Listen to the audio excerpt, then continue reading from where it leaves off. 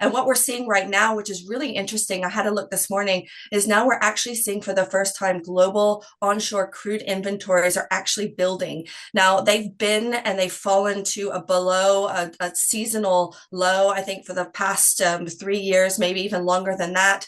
In the last year, they've been tracking at very low levels, and they are now starting to build. So we're seeing them starting to build, and that's even before the April date of those barrels being put back on the water. So, with a low demand scenario, we haven't taken barrels off the water. This maximum pressure scenario that we're seeing, you're right, that 1.7 million barrels per day, that's about kind of an average number. Obviously, it's going to fluctuate from Iran. Those barrels are still on the water, with China being the main customer.